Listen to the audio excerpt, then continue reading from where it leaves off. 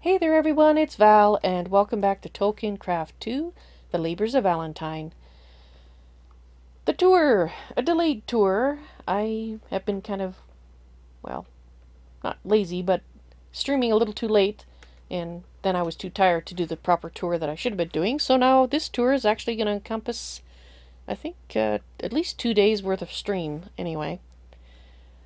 So, first of all, I will show you this rather odd-looking storeroom, and it's odd-looking because things are in no order whatsoever, and there's a lot of them. And you're probably wondering, Val, what the heck are you doing?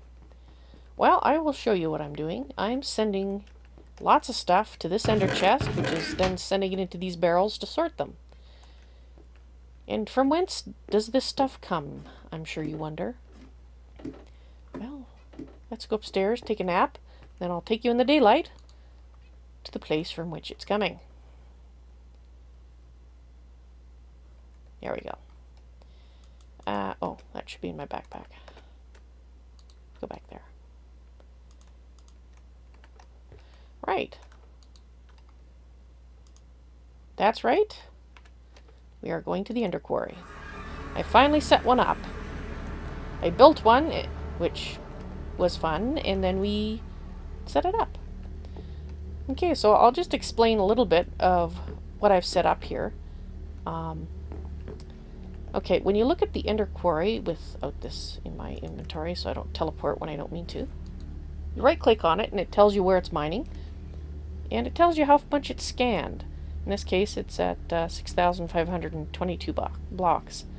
It's using this hardened energy cell, and I've hooked up 3 of the solar generators.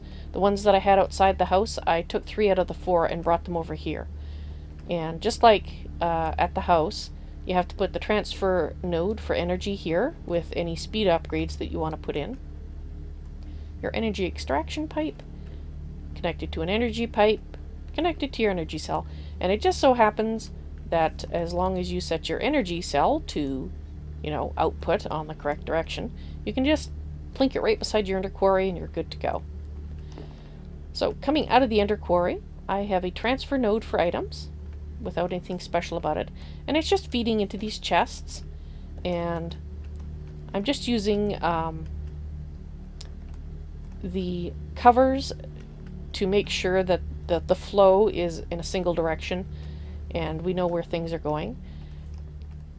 And what I've done is I've actually put these out like this so that all the chests are full in terms of what new items can go into them. So I have all the cobblestone coming here, all the dirt. I got some sand, which is supposed to be coming here, but some of it seems to be sneaking into my system, which I think is because of the way that I've got this hooked up, I think because sometimes it goes up here and sometimes it goes there. So if I add another piece of transfer pipe, it might actually stop that. But, you know, I need sand at home, so I'm not too worried about it. And this matches the ender chest at my storeroom. And so we just have the good stuff from the ender-quarry coming in. Oops. Right, so how do you tell the ender-quarry where to quarry? What you need to do is you need 3 ender markers. They're not that hard to make.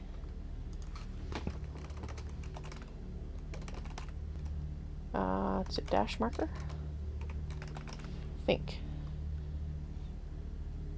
And when Annie finally decides that I can look at it, yes, there we go.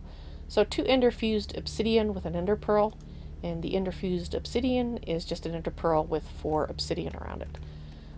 You need 3 of them. It basically gives you a triangulation, and then you just put your ender-quarry down beside the one that in the center, like the. So I got an ender one right out there. You can just barely see it on the post, and I've got one out there. You can just barely see it on the post, and so the one in the center is the one I set my ender-quarry beside, and basically it says yep, and it tells you if it's valid or if it's invalid. So if it says invalid, then you need to sort out what the issue is.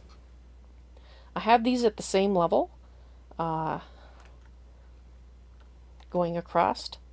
That's why I got them on the pillar. I don't know if that's necessary, but when I was mucking around trying to get it to work, that's one of the things I did. And since it's working, I'm not going to, you know, argue with it at all. Now this is the corner that it started at. And although you can't see, I think it's starting at the bottom and kind of working its way up. But you can look at the coordinates if you're curious. I'm pretty sure at one point it went through corner of a dungeon because I was getting nether brick and stuff like that in my chests before I set up my storeroom over there. So yeah, it's at level 9 right now, which is cool. You can also add fortune upgrades to this. You can add a silk touch upgrade. There's other upgrades as well, which I haven't looked into. I need to get a silk touch book and a fortune book in order to actually be able to do that with this. Because you need silk touch enchant before you can actually tell the ender-quarry to do silk touching. So right now I have no fortune on it and no silk touch, which is kind of a shame, but well, there you go. At least it's working. Alrighty, so let's head back home. I have some stuff to do with the forestry farms that I don't think I've shown you. To be quite honest, I can't remember. Can't remember if I showed you this or not. Alright, so I'm going to go over it really quickly, and I think I did show you.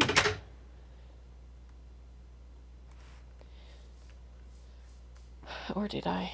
I think, okay, I'm going to assume I didn't, because if I did, well, you can skip over this bit, and if I did not, or if, well, you know what I mean. If I already told you about it, then never mind, and if I didn't, well, then listen. Okay, so I found out that basically in 1.7.10 Forestry, the formula is no longer what it used to be. It is now, you take the width of your multi-farm block, and in this case it's 3 by 3, but you only need one width, obviously, the 3. And you multiply that by 3 and count out from the edge here. So this goes out 9 blocks, and that's where it stops.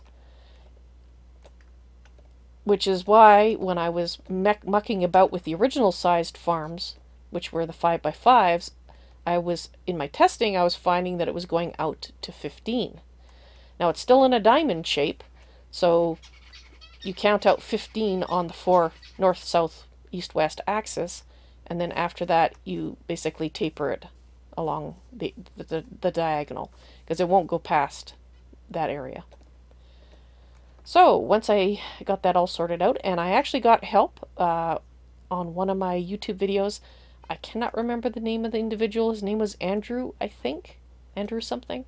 I apologize for not remembering your name, but your comment is there on the video telling me the information from, it was a developer's comment on code that was checked in that actually said what the change was, and he found that for me and, well, helped me solve my problem.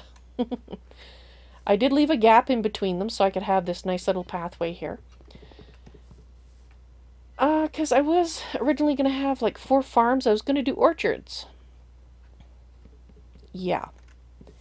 Forestry farms have no idea what Pam's Harvest Craft is, apparently. Will not harvest any sort of Pam's Harvest Craft fruit, which kind of puzzles me because vanilla doesn't have any fruit trees.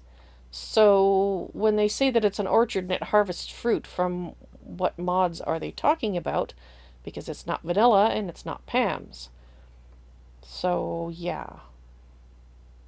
The only ones I can think of is forestry fruit trees. We're going to have to put forestry fruit trees in here if we want it to do that.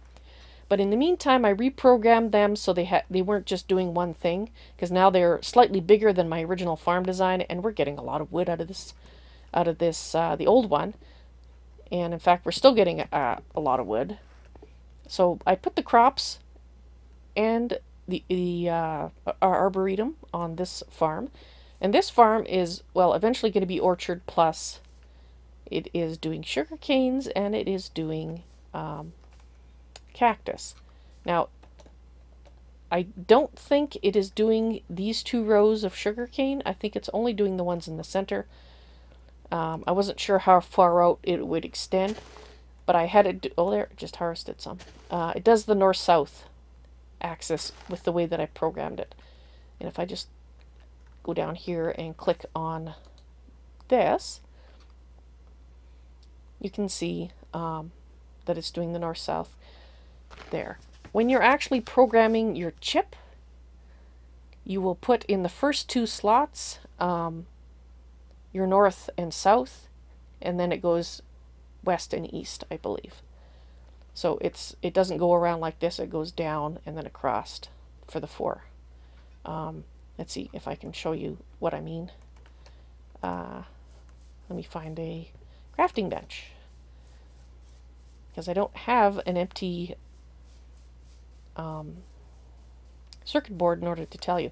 Oh, speaking of circuit boards, I did find out how you can take the circuit board out of the multi-block farm before you break it. You would right-click on that circuit board that was in the center of the farm block structure with your soldering iron.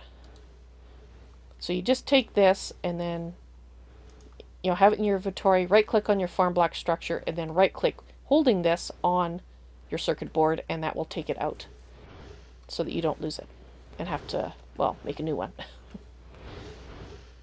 Alright, so just to be clear, we'll use this row here.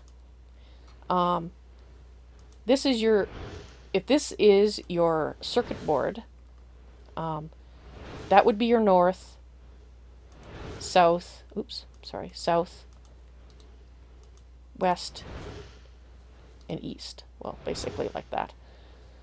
So it's not intuitive in the sense that it's not in the same configuration as the points on a compass.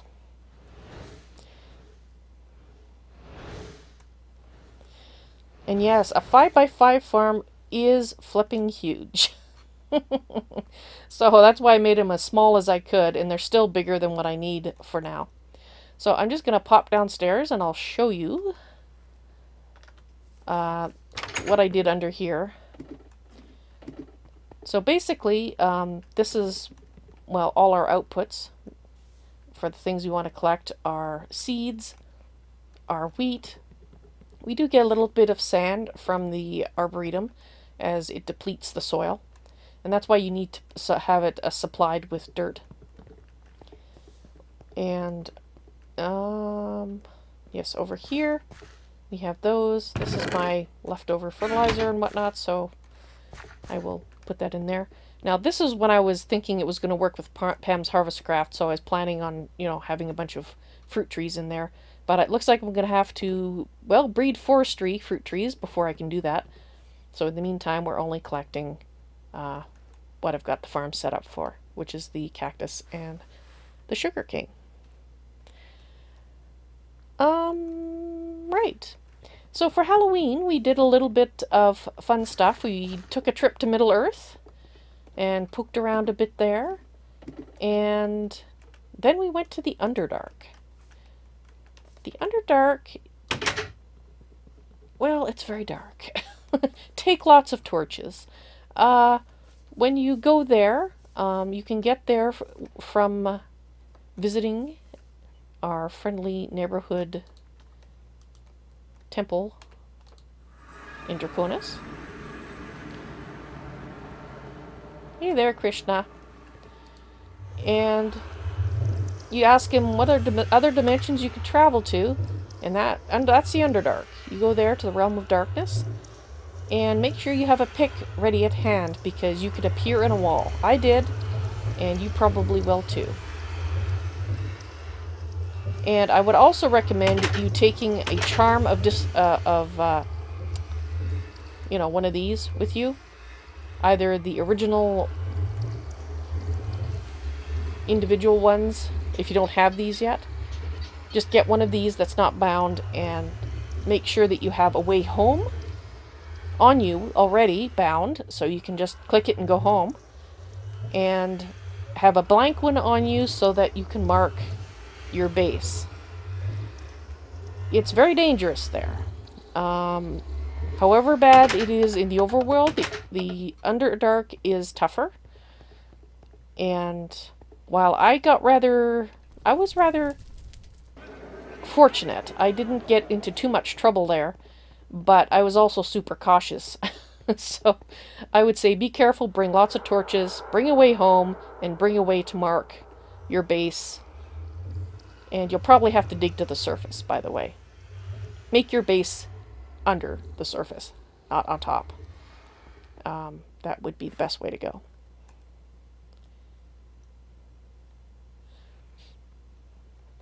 Alrighty, and I have someone in chat telling me there's a new bee area next to the castle to give us bee breeding. So actually, I'm just going to pop over there and have a look, because that is new to me. I must have missed seeing that. Just make it days so we can actually see where we're going here.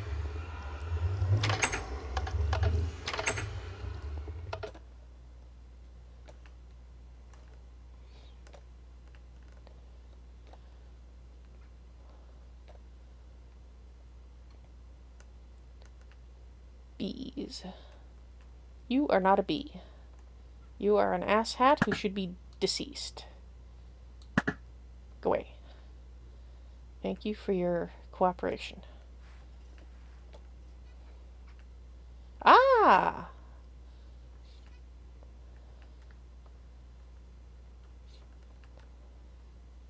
Well.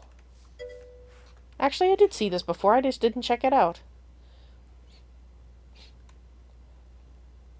Ah, and actually Craven Hydra looked up the name of the individual that helped me out with the farmcraft information. Or farmcraft. Forestry farm information, pardon me. And Andrew Farrell, also known as E. Dilettante. So thank you very much. I really appreciate the help. I know I said so in the comments, but I'd like to thank you here as well. Ooh, Forest Queen. Hello, Lawrence. Lawrence says, I used to live away out of the city. On our farm we raised bees. Now, Grandpa, he was crazy about the things. He was always puttering about the hives. Are you going somewhere with this? He always said anything in the world you want could be made by bees. Now, I always thought he was a bit of a nutter. Some of his stories of different breeds of bees were wild fancy. But lately, with the things happening around, I'm remembering one of the stories about breeds of bees, and one of them have given me an idea. Tell me more Grandpa's bees. Now maybe Grandpa was just telling stories to us kids to keep us quiet. But since I've heard this tale, the bee bug seems to bite all of us in my family, and I've passed the time talking to different folks from different towns about them, and I've heard this one enough to think there's a grain of truth to it. There's a breed of bee that gets very territorial and will not stand the undead. They attack them on sight. Grandpa called them heroic bees. Said if you could breed them up, you'd never need to build fences around your flower gardens again. I've researched a bit, and I think I can guide you through getting going. Alright, well, what do we need? Well, some bees and some apiaries to start. The bees you can get by using a scoop on beehives in the wild. Any bees will do to start into breeding, but what we really need is some steadfast bees. These are found occasionally making their home in dungeon chests. There's no hives specifically for them, and valiant princesses. They join other hives and work with them. Forests and meadow hives are good ones to look for them in. Alright, I think I can manage that. Great. If you can find them, bring me five steadfast drones and 2 valiant princesses. Alrighty, I shall return some century with what you're looking for. A water queen. Hey, Lawrence. Tropical queen. You do realize these guys are poisonous, right? Another beautiful day out here. Aha. Aha. Yeah. Don't suppose I could borrow that queen, huh? I'd bring her back. I'll tell you what. We'll do some negotiating later. How's that? Alrighty. Okay, I think that's enough for today's tour. Pretty much showed you everything I meant to and talked about everything I meant to. I hope you all had a great Halloween, and I hope to see you in the stream. You all take care now. Bye!